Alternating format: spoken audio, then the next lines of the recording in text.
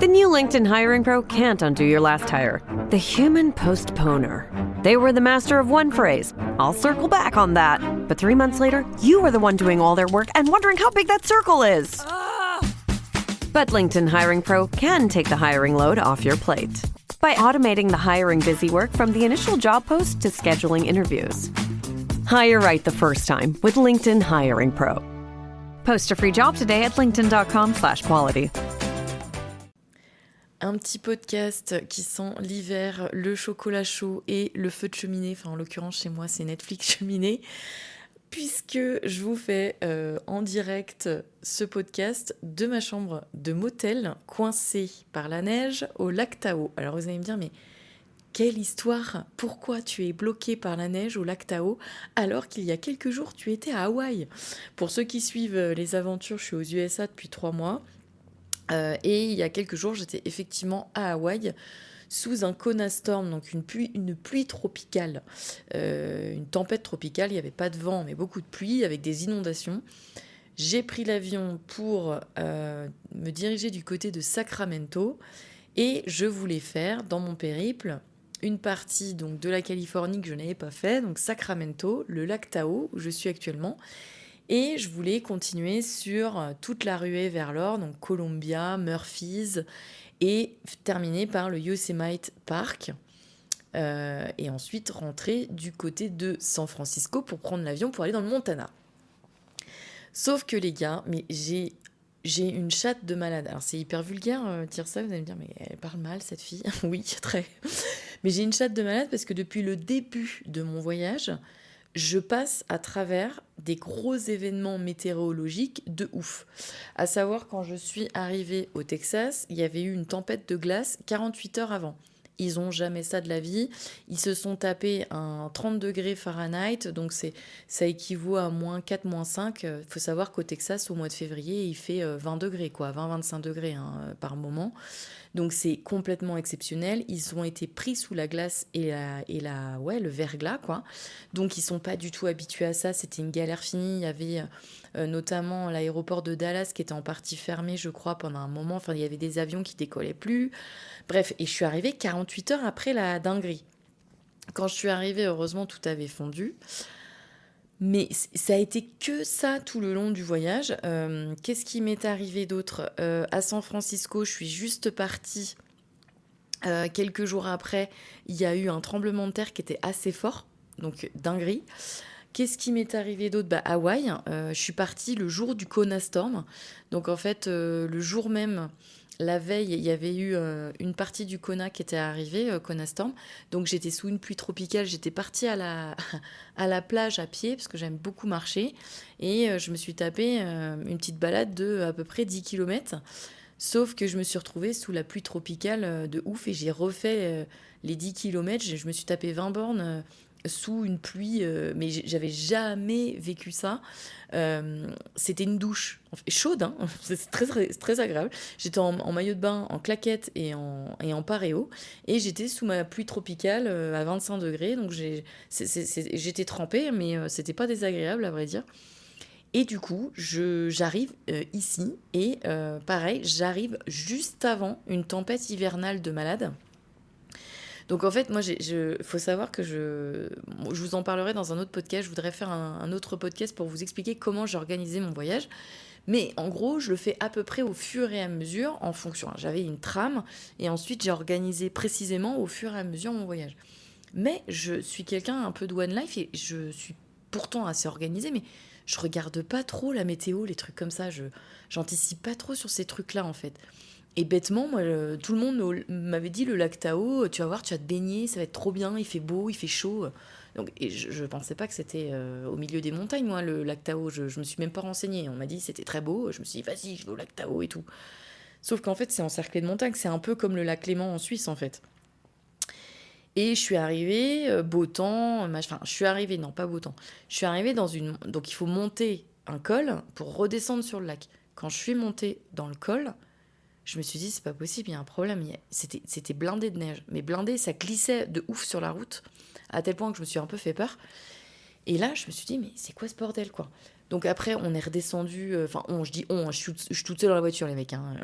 La meuf, elle parle d'elle à la troisième personne. Aucun problème, tout va bien. Bref, donc je redescends tranquille et je vois que en bas, il fait à peu près beau, quoi. Il y a un peu de neige, vite fait, mais ça va.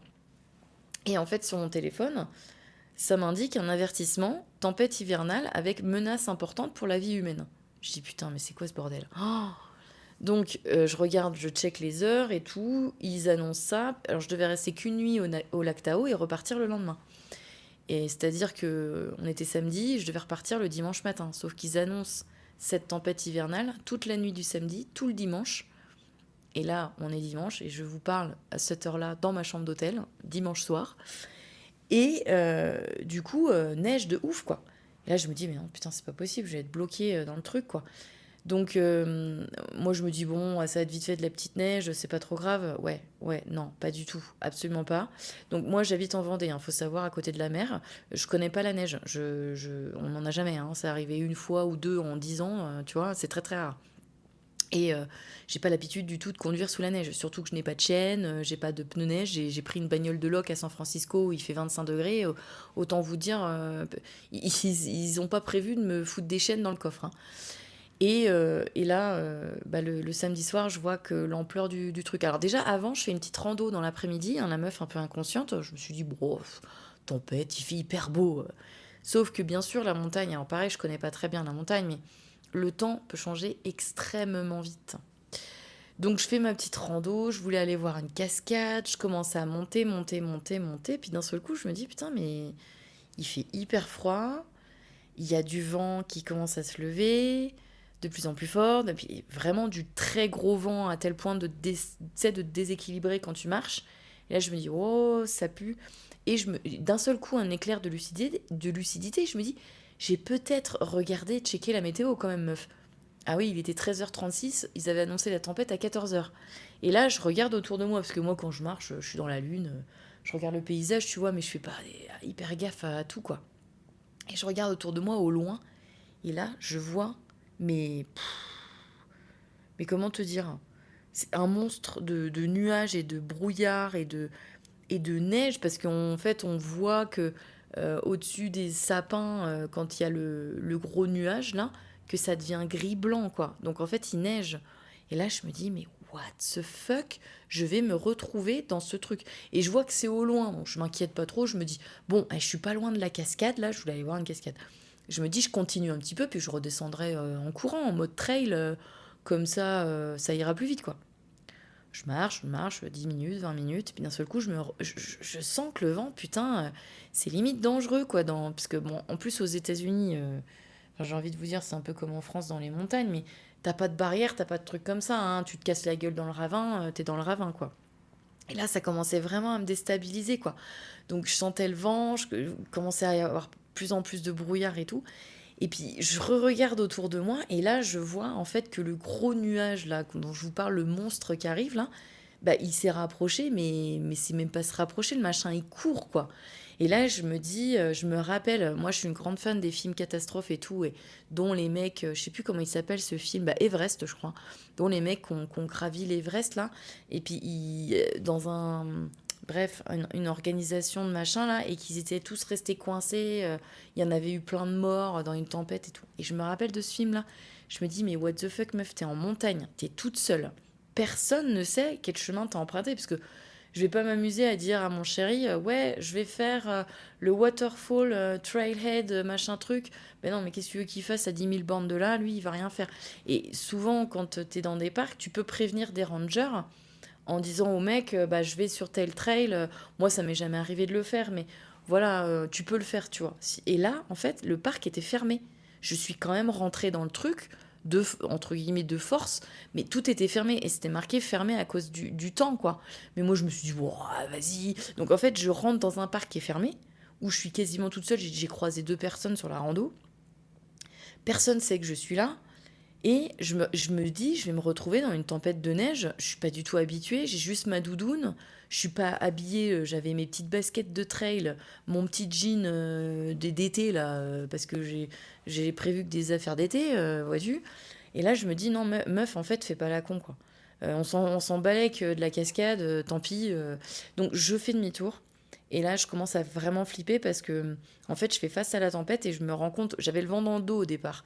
Donc je me rendais pas trop compte, tu vois. Je me disais, il y a du vent, mais. Et là, je me commence à faire face à la truc et les flocons de neige commencent à tomber. Et là, je me dis, oh putain, parce que ça a été super vite à venir en fait. Et je me dis, mais je vais pas avoir le temps de redescendre euh, tant que. Enfin, avant que la tempête elle arrive quoi. J'ai jamais, les gars, j'avais ma montre, mais elle était en mode randonnée. Hein. J'ai jamais couru aussi vite en pente de ma life. J'ai fait un trail en montagne une fois dans ma vie. J'ai pas couru si vite que là. Hein. Franchement, j'ai survolé les trucs. On aurait dit Vanessa Morales, là, la record woman du Kili, ma pote. Une danseuse, mon pote. J'ai survolé la montagne. Je suis descendue, mais je t'explique même pas, à une vitesse. Du coup, j'en ai semé la tempête, parce qu'en fait, ça arrivait très fort au sommet, mais ça descend moins vite, en fait. Donc, redescends dans le beau temps, trop contente. Et là, j'ai des randonneurs qui me posent la question, qui me disent bah, vous êtes monté et tout. Et je dis bah oui, mais j'ai pas réussi à aller jusqu'au bout de la waterfall, là, de la cascade, parce qu'il y avait trop de vent. Et le mec, il me regarde, il me fait bah oui, genre, meuf, t'es inconsciente en fait. Ça fait perpète qu'on nous dit qu'il y a une tempête qui arrive. Toi, tu montes dans la montagne, t'es mongol. Bref. Donc, je redescends et j'avoue, je me suis fait un peu peur. Quoi. Dans le scénario, je me suis dit, putain, et si jamais j'étais. Tu sais, je sais pas, tu te perds, parce qu'en plus, moi, je suis vraiment nulle. J'ai failli me perdre. J'ai rebroussé chemin à un moment en descendant, parce que j'étais descendu trop vite, je savais plus où j'étais. Donc, je suis totalement capable de me perdre, tu vois. Donc, je me suis dit, putain, mais si je m'étais perdue, j'étais restée kéblo sous la neige et tout, c'est pas drôle, quoi. Donc, bref. Donc, je me mets dans ma chambre, je vais faire quelques courses, parce que je me dis, bah, si jamais on est kéblo, autant que je puisse manger, et je me barricade. Puis là, pas de neige, pas de neige, pas de neige. Et puis, je vois que l'avertissement, il s'intensifie en disant, attention, ça va être des grosses chutes, blablabla. Et là, je me dis, mais putain, mais en fait, j'ai qu'à partir maintenant, directement faire la route pour Columbia Murphy, et puis tant pis, je perds une nuit d'hôtel. Puis j'ai quand même un doute, parce que je me dis, il y a quand même un peu de montagne, il y a 1 ou 2 heures de montagne à faire, et je me dis, si je me retrouve sous la tempête, kéblo, au milieu de la montagne, je suis un peu comme une conne. Donc je décide de faire un appel, comme dans Qui veut gagner millions, appel à un ami pour avoir son avis. Alors c'est pas un appel à un ami, c'est appel à mon chéri pour avoir son avis. Donc mon chéri me dit non, tu restes dans ta chambre d'hôtel et tu bouges pas. Donc je me raisonne, je me dis bon d'accord, je bouge pas, je reste dans ma chambre d'hôtel. Puis Flo, il est un peu ferme. Hein. Quand j'ai des idées un peu débiles comme ça, il me recadre vite fait. Il me fait non, non, non, tu restes dans ta chambre. Donc bon, je reste dans ma chambre. Donc, alors moi, hyper active, rester dans une chambre, laisse tomber, pas possible. Donc je me suis mise à bosser, bon bref. Et je me dis, bah, c'est pas grave. Demain matin, je pars, quoi. Je me dis, bon, voilà, ça va tomber un peu, ils sont habitués, machin. Je demande quand même à la meuf de l'accueil si, au cas où, je peux rester plusieurs nuits, parce que je me dis, on sait jamais. Putain, les gars, j'ai pas dormi de la nuit. C'était Winter Storm, quoi. Je veux dire, la vraie tempête de neige, quoi. Donc, je me suis dit pendant un moment que peut-être que ma porte allait être bloquée. Pendant un souffle de l'intérieur. Mais... Non, mais bon, j'exagère, hein, les gars, il est pas tombé 2 mètres de neige, mais il est tombé beaucoup de neige. Et ce qui fait qu'en fait, le lendemain, j'ai checké, il y a un espèce de site aux États-Unis où tu peux checker toutes les routes. Et en fait, toutes les routes autour du lac étaient bloquées par la neige. Donc, impossibilité de rouler. Et en plus, tu as des contrôles routiers pour savoir si tu as des chaînes sur ta caisse. Moi, j'ai pas de chaîne, donc laisse tomber. J'ai même pas de pneus neige, donc voilà. Et en fait, ça n'a pas arrêté de toute la nuit et le matin aussi. Donc, je me suis dit, je vais rajouter des nuits. Du coup, j'ai tout annulé mon programme. Et je me suis dit, je vais partir mardi parce qu'ils annonçaient de la neige toute la journée. Donc là, à l'heure où je vous parle, il est 17h30, il neige encore dehors. Ça ne s'arrête pas. Ça s'est arrêté un petit peu dans la journée, mais ça ne s'arrête pas. Et je me suis dit, je vais rester... donc demain, ils annoncent une accalmie, mais il y a encore un risque de neige. Et mardi, il fait beau. Donc je me suis dit, bon, bah tant pis. Pas de Columbia, pas de Murphys, pas de Yosemite. Et puis, j'attends en fait de pouvoir sortir de ce putain de col. Alors, moi, je suis un peu dans l'expectative, là, parce que mon vol pour le Montana est mercredi. Donc, mardi, c'est un peu le dernier délai. J'ai quand même 4 heures de route pour aller à San Francisco. Si je dois me taper 1h30 dans la neige, 2 heures, voilà quoi. Donc, je croise les doigts. Je ne sais pas à l'heure actuelle, les gars, si je vais pouvoir sortir de cet endroit-là, au final, mardi comme prévu, hein, parce que si ça ne fond pas, parce qu'il fait froid en plus, il fait -5 degrés, donc les gars, j'ai perdu 30 degrés en 3 jours, je suis en PLS, je suis en PLS. Je suis moitié malade et tout, enfin, normal en même temps, tu vois. Mais c'est incroyable, par contre, l'aventure est dingue, parce que tu te retrouves dans un climat tropical à Hawaï, à l'autre bout du monde, où tout le monde est à poil, t'es en paréo toute la journée avec des colliers de fleurs, tu sirotes du matcha coco toute la journée, tranquillou, et 3 jours plus tard, tu prends l'avion un petit bout de voiture, et tu te retrouves sous la neige, au lac Tao, dans un village de montagne. C'est complètement incroyable. Enfin, moi, je trouve que c'est fou, et puis c'est très joli la neige. Moi, j'adore ça. Je suis pas habituée, donc j'aime beaucoup voir la neige. Là, j'avoue que mentalement, j'étais pas préparée. J'étais en mode été, et ça m'a fait un espèce de truc violent. J'ai remis ma doudoune et tout. Je n'arrive pas à me réchauffer, donc le corps, il est complètement en vrac. Mais voilà, donc voilà la petite épopée de ce voyage. À chaque fois, je suis passée à travers de toutes les conditions météorologiques cheloues, sauf là, sauf là. Forcément, là je suis sous la tempête de neige, mais c'est super beau, hein. Franchement, on serait au mois de décembre, j'attendrai Noël et tout, je serais refaite quoi, parce que c'est vraiment une ambiance de montagne et tout ça, enfin c'est trop bien. Sauf que là, on est en plein mois d'avril, et il y a 3 jours j'étais à Hawaï, donc dans mon cerveau ça me fait what the fuck. Et du coup, par réflexe, en fait, je me suis mis à toucher la neige ce matin, mais comme les gens qui sont pas habitués, je me suis dit, ah oui, c'est froid. Putain. Donc voilà, donc j'espère que mardi, je vais pouvoir partir. Je pense que oui. J'espère. Mais rien n'est sûr. Donc la prochaine étape, c'est le Montana. Et justement, je vais rejoindre une copine, Marie-Clémence, dans le Montana. Et en fait, elle rigolait, elle me disait, ah, ça va être dur, Hawaï, Montana, parce qu'il a neigé il y a pas longtemps. Et je me suis dit, non, arrête, je fais une petite escale en Californie avant, pour me retempériser, tu vois, me remettre à température. Et après, je pars dans le Montana, tu vois. Donc là, en fait, je m'attendais à avoir un petit lac tranquille, aller faire un petit tour sur la plage, tu vois, me réacclimater tranquillement, parce qu'il fait quand même un peu plus frais qu'Hawaï, hein, faut se le dire. Enfin là, il fait très froid du coup, mais à Sacramento, par exemple, il faisait 15-20 degrés, quoi. Donc c'était un petit peu plus frais qu'Hawaï, mais c'était nickel, quoi. Et là, -5 ressenti -9, ouais, ça arrache la gueule. Elle rigolait, et je lui ai dit non, non, mais attends, je me prépare et tout ça. Et puis là, elle se fout de ma gueule. Elle m'envoyait des messages, elle m'a dit non, mais laisse tomber. Là au Montana, le matin, il fait un peu frais, mais l'après-midi, il fait 10 degrés, quoi. Donc il fait plus froid qu'en Montana. Donc bref, truc de dinguerie. Mais c'est vrai, enfin, c'est les aléas du voyage, hein, j'ai envie de vous dire. Et c'est vrai qu'en 3 mois, j'ai pas du tout été emmerdée.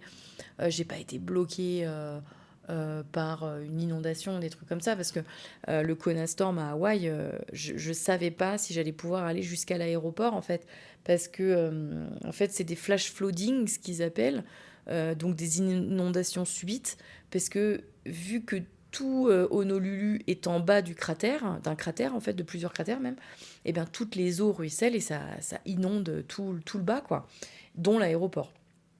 Mais bon, je suis passée juste à travers. C'est arrivé juste après que j'ai décollé. En fait, quand on a décollé sous la pluie battante, quoi. Donc en fait, ça arrivait juste quand on a décollé. Il y avait eu un petit épisode la veille, mais c'était pas énorme, quoi. Et là, ben non, là, je suis complètement keblo. Alors moi, en fait, ce qui m'inquiète, c'est vrai que les gens, je pense, qui sont habitués à rouler sous la neige, me diraient, non mais attends, c'est pas 20 centimètres de neige dans des endroits comme ça où ils sont habitués qui va t'empêcher de partir. Je suis entièrement d'accord. Sauf qu'en fait, aux États-Unis, on n'a pas le droit de rouler quand il y a les contrôles routiers sans chaîne, sans 4x4 ou sans pneus neige. Par exemple, si j'ai pas de 4 roues motrices, je suis obligée d'avoir des chaînes. Je suis obligée. Et si je n'ai pas de chaîne, je ne passe pas le contrôle routier. Donc c'est des barrages, il y en a plein. Enfin, sur le site, hein, quand je regarde, sur la même autoroute, il y en a une dizaine. Donc si t'en passes un par chance, t'en passes pas deux, tu vois. T'en passes pas trois non plus, parce qu'au bout de 10, c'est sûr que les mecs, ils te chopent. Hein. Donc en fait, c'est très très réglementé et je trouve ça plutôt bien. Il faut dire aussi que les montagnes aux US, les routes, franchement, hein, j'ai conduit en France et du coup, ça fait 3 mois que je conduis aux US, dont dans des montagnes aux US. Je trouve les routes hyper dangereuses. Il n'y a pas de barrière, en fait, très peu. Il y en a dans des virages très dangereux et encore pas toujours, mais il n'y a vraiment pas de barrière. C'est-à-dire que si vous glissez dans une descente et que vous avez plus le contrôle de votre voiture, vous capotez dans le ravin, quoi. Hein. Et c'est, en fait, c'est pas des petites montagnes, hein, et c'est pas des petits ravins. Enfin, j'ai conduit dans les canyons, par exemple. Là, c'est exactement la même chose. Donc l'hiver, c'est pareil, il fait froid. Hein. C'est hyper dangereux. Mais même si tu as un moment d'inattention, t'as pas de bas-côté, en fait. Hein. Je pense qu'ils sont obligés de construire des routes assez larges parce qu'il y a des pick-up qui sont énormes ici et tout ça. Les voitures sont beaucoup plus grosses qu'en France. Et auquel cas, en fait, je pense qu'ils rognent sur le bas-côté. Donc, tu n'as pas de bas-côté. C'est-à-dire que tu as ta ligne blanche, tu as, je sais pas, sans exagérer, tu as peut-être 20 centimètres et après, tu as le ravin, quoi. Donc, c'est hyper dangereux. Donc, je pense qu'en fait, c'est pour éviter les morts, hein, très clairement. Et là, c'est simple. Le lac Tao est donc en bas, dans une vallée. C'est un lac au milieu des montagnes. Hein. Tu peux pas sortir du lac. Même à l'intérieur du village du lac, il y a des contrôles routiers avec des chaînes. Donc, c'est-à-dire que si tu arrives, je sais pas, à prendre une petite route de traverse, de toute façon, franchement, vu la neige qu'il y a et que c'est pas très, c'est bien déneigé sur les axes principaux, mais pas sur les axes secondaires, si t'as pas de pneus neige, tu montes pas, hein, c'est clair. Hein. Donc voilà, donc ça, j'ai pas de chaîne, j'ai pas envie, clairement, franchement, j'ai pas envie d'aller en acheter dans un magasin, d'essayer de conduire. Parce que je sais pas conduire sous la neige, hein, faut se le dire, les gars. Je ne sais pas conduire sous la neige. J'ai déjà fait 1 ou 2 fois dans ma vie. Je suis à 30 à l'heure, c'est dangereux, quoi. Et là, c'est de la montagne, c'est pas conduire au Sable d'Olonne à plat. C'est conduire sur de la montagne. Bah, les gars, je monte pas, quoi. Donc, j'ai pas envie d'acheter des chaînes. J'ai pas envie de me retrouver keblo sous la neige. Je me dis, écoute, tant pis, je reste bloquée. De toute façon, j'ai pas le choix. Et puis, si je peux pas prendre mon avion, j'aurai pas le choix que d'attendre que ça se débloque, quoi. Alors, le problème, c'est qu'il y a une fenêtre. Mardi, il fait beau. Mercredi, jeudi, reneige. Donc, il y a une fenêtre mardi uniquement. Mais tant que sur le site officiel américain, là, c'est Keblo avec des barrages routiers et tout, je ne peux pas sortir, quoi. Donc, il va falloir que j'attende mardi pour savoir si je peux partir, en fait. Mais c'est une dinguerie, hein. C'est franchement relou, quoi. Donc, et puis si je peux pas, mercredi, jeudi, je suis obligée de rester là. Et puis le problème, c'est que j'ai la bagnole de location, mais la bagnole de location, je dois la redonner mercredi matin, quoi. Donc c'est pareil, c'est un bordel fini. Mais bon, on va croiser les doigts. Mon meilleur ami Gemini m'a dit que mardi était une très bonne fenêtre pour partir et que logiquement, ça devrait le faire à 90%. Donc en plus, je vais prendre une autre route. Je vais essayer de ne pas monter le même col que j'ai monté à l'aller. Je vais passer par le sud où la montagne est un peu moins en altitude. Et j'ai donc un peu plus de chance d'avoir moins de neige et donc pas de barrage routier avec des chaînes. Donc on verra. De toute façon, ce qui est vachement bien aux États-Unis, c'est quand même super bien fait, c'est que tout est en direct et en plus il y a des caméras. En fait, tu cliques sur les caméras qui sont installées sur les routes et tu peux voir l'état des routes. Donc tu peux voir si tu passes ou pas. Donc clairement, je me suis amusée à regarder aujourd'hui. Ah ouais, c'est impressionnant. Hein. C'est sûr que je passe pas. Je passe pas. Et puis il y a des bagnoles. Enfin, tu vois des bagnoles qui sont garées sur le côté. Donc je pense qu'il y en a qui se sont fait surprendre parce que la tempête était quand même assez forte. Et il y a eu des vents à 145 km/h. Alors nous, au lac Tao, on n'a pas eu de vent. Je pense parce qu'on est dans la vallée. Mais dans les montagnes, apparemment, ça... bah, moi déjà, quand j'ai fait la rando, ça soufflait sévère, hein. Donc je pense que là-haut, ouais, ça devait souffler et les mecs, ils se sont peut-être fait surprendre, je sais pas. Donc voilà, un petit podcast pour vous raconter, un petit podcast d'ennui en fait, parce que toute seule dans ma chambre d'hôtel, bah, j'ai regardé la télé, j'ai dormi, parce que j'ai pas dormi de la nuit avec la tempête, parce que j'étais inquiète, je me disais je vais jamais pouvoir partir. Bah oui, forcément, je peux pas partir, c'est clair. Et du coup, j'ai fini de bosser un petit peu aussi, mais le temps est long.